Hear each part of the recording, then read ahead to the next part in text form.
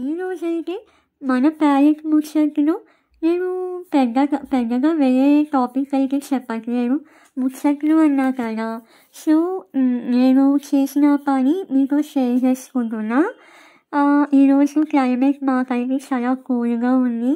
మధ్యాహ్నం నాకు ఏదో తినాలి అనిపించింది. సో, ఈరోజు మంగళవారం కదా! మంగళవారం నేనొచ్చేసి ఆనియన్ తిన్నమాట. సో, ఏమి తినాలా అని ఆలోచిస్తూ ఉన్నా. సో, ఆ టైంలో నాకు గుర్తొచ్చింది బ్రెడ్ పకోడా. అవునండి. బ్రెడ్‌తో పకోడీ మాట చాలా అంటే చాలా బావుంది. ఏంటి బ్రెడ్ పకోడీ ఇదొక టాపిక్ నువ్వు చెప్పనా అని అనుకుంటున్నారా? అదే అక్కడికే వస్తున్నా. చాలామంది ఏంటంటే కొన్ని వీడియోస్ చూస్తారు. దీంతో చేస్తే బావుంటుందా అని చెప్పి వదిలేస్తూ ఉంటారనమాట. అంతదాకా ఎందుకు, నేను బ్రెడ్‌తో పకోడీ వేస్తా అంటే మా మమ్మీనే అనింది.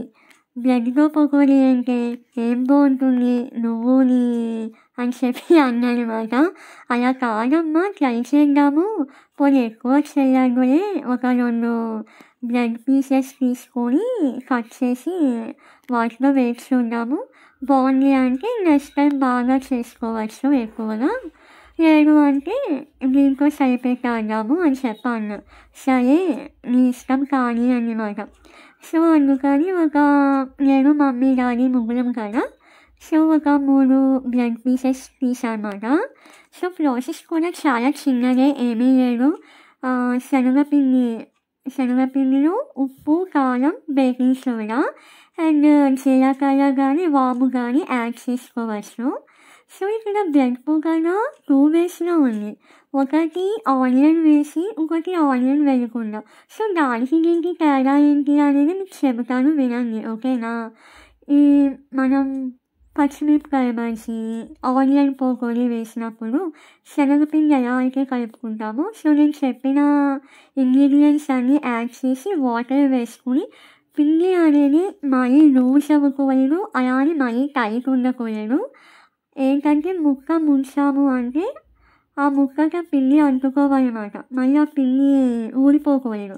ఆ కన్సిస్టెన్సీ చూసుకొని మూకుటిలో ఆయిల్ పోసుకొని ఆయిల్ బాగా హీట్ ఎక్కాక ఒక్కో బ్రెడ్ స్లైస్ ఉంటుంది కదా కట్ చేసింది, అది తీసి శనగపిండిలో ముంచి మూకుటిలో వేసి వేపించుకోవడమే. సో, ఇది అయిపోయిందనమాట. సో, ఓన్లీ బ్రెడ్ పకోడా ఇది ఆనియన్ లేకుండా. సో, దీనికి కాంబినేషన్ ఏంటంటే నేను కొబ్బరి చట్నీ చేశాను. మీకు కావాలి అంటే పల్లీ చట్నీ కూడా బావుంటుంది. ఇది నేను ఎందుకు షేర్ చేశా అంటే ముఖ్యంగా లేడీస్‌కి బాగా ఉపయోగపడుతుందండి. వర్కింగ్ ఉమెన్స్‌కి అట్లాగా ఇంట్లో నార్మల్ అయినా ఓకే. ఏంటంటే మనకి ఒక్కోసారి చుట్టాలు అవ్వచ్చు, లేదంటే మీకు పిల్లలు ఉన్నారు అంటే చిన్నపిల్లలు ఈవినింగ్ వస్తారు, అమ్మ స్నాక్స్ ఏమన్నా చేసి పెట్టు, నా ఫ్రెండ్స్ వచ్చారు అంటే అలాంటప్పుడు ఇది చాలా ఈజీ మాట. ఈజీ ప్లస్ మనకి బడ్జెట్ కూడా ఎక్కువ అవ్వదు. ఎందుకంటే చూసారు కదా, నేను ఫోటో పెట్టాను కదా మీకు. అది ఒక బ్రెడ్ పీస్ కట్ చేస్తే 4 పీసెస్ అయింది. ఇంకా మీకు కావాలంటే చిన్న పీసెస్ కట్ చేయొచ్చు. నేను కట్ చేసింది ఇంకా మీడియం కానీ దాన్ని ఇంకా 2 పీసెస్ కింద కట్ చేస్తే మీకు ఇంకా ఎక్కువ ఎక్కువ పకోడా అనేది వస్తుందన్నమాట. ఇది ఏంటంటే మనకి అప్పటికప్పుడు ఎవరైనా చుట్టాలు వచ్చారనుకోండి, ఏ టైం అయినా పర్వాలేదు.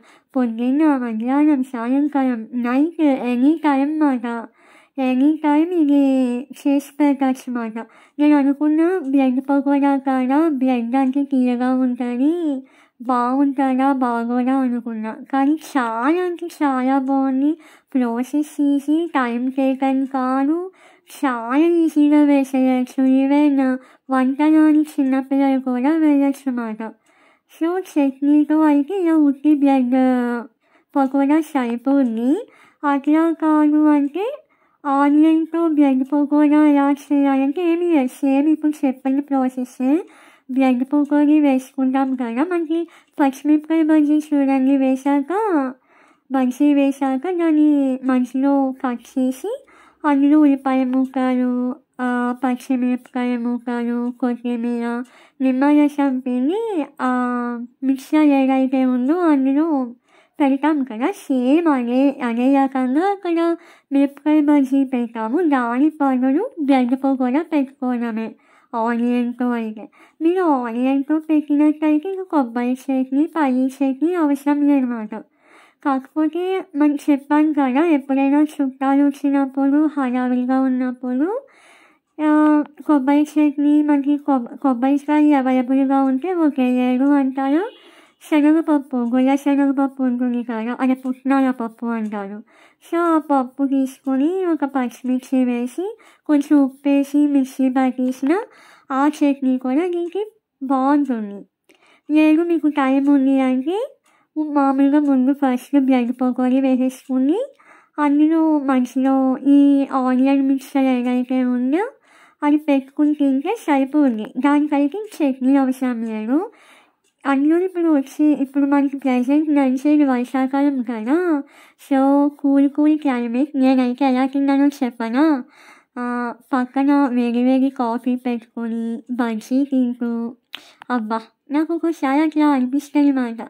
అలా ఆస్వాదిస్తూ తింటే ఆ కిక్కే వేరబ్బా, చాలా బాగుంటుంది. మీరు కూడా ట్రై చేయండి. ఓకే నా ఫ్రెండ్స్, ఈ వీడియో మీకు యూస్ఫుల్ అనుకుంటే ఓకే, లేకపోతే లేదు.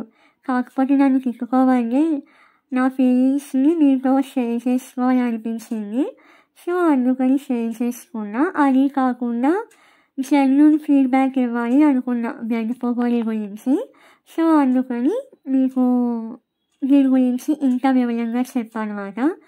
ఓకేనా, బాయ్ ఫ్రెండ్స్.